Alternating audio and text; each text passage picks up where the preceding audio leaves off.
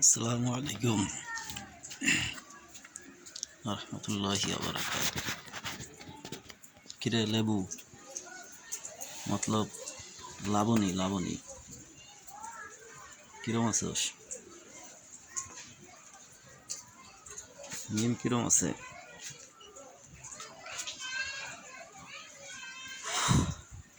তোর কাছে যে ভিডিওটা পাঠাইছিলাম ফাতেমার দ্বারা, ওইটা তুই কয়ে দিছস না?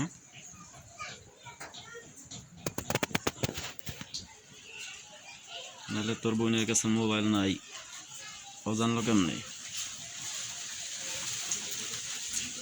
ও আমার ফোন দিছিল, ফোন দিয়ে কইল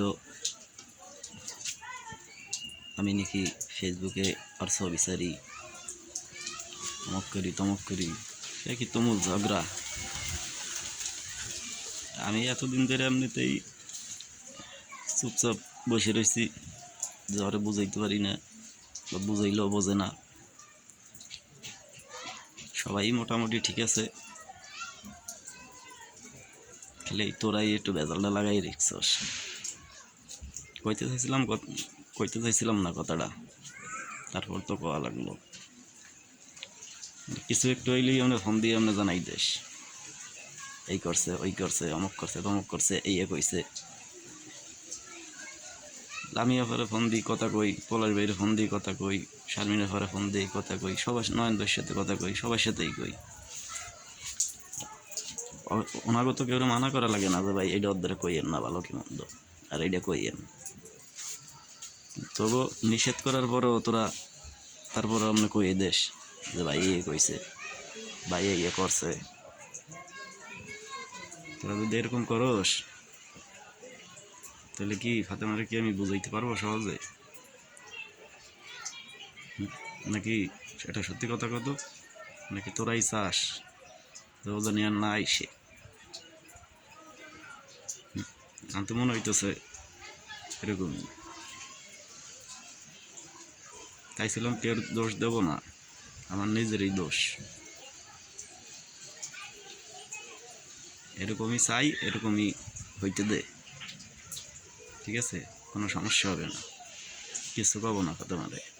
আমি তো সব কিছু ভুলেই গেছি, আর এই জন্যই তো মনে কর যে নিরিবিলি রয়েছি, কোনো সময় কিছু কই না। আর তোর দ্বারা কোনো সময় কিছু কইলে বা কোনো ছবি টবি পাঠাইলে বা ভিডিও দিলে তোরা দেহস, দেখে চুপ করিয়ে থাকলি ওই পর্যন্তই। পরে কয়া দিয়ে কাম কি? আরে কইলে তো আরও বেশি চেতিয়ে যায়, তোরা জানাস না?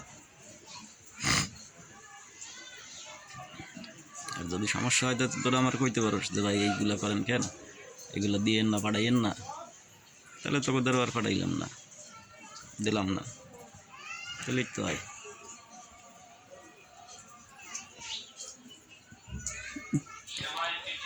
মিম কইয়া সেই কবে তোর সাথে একবার দেখা করছি, মনে আছে? ফাতেমা থাকতে প্রায় 7 মাস 8 মাস হয়ে যায়, মানে তারও বেশি। মিমরে দেখি না কতদিন। তোরা তো বেইমান, কতদিন মোবাইল আছে, একদিন একটু ভিডিও কল দিতি, মিমের সাথে একটু কথা কইতাম। মানে ফাতেমার রাগ হয়েছে দেখে তোরাও মানে এখন মনে হয় যেন তোর সাথেও আমার ঝগড়া, তোরাও রাগ হই এরকম চুপ করিয়া থাকস।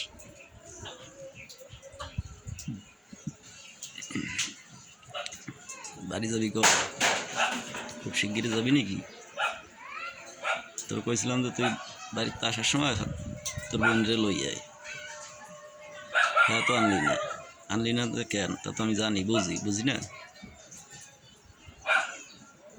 মেলা চালা কইছস।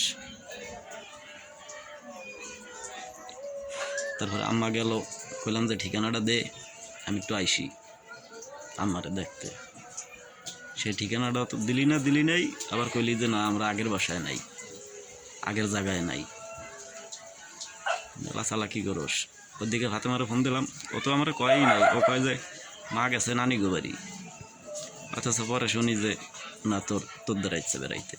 কত চালাকি তো কবিতার আল্লাহ জানে, আর কতদিন এরকম চালাকি করবি। তবে অতি চালাকের গলায় ধরি, তেমন একটা ফল ভালো হয় না, এটা মনে রাখিস।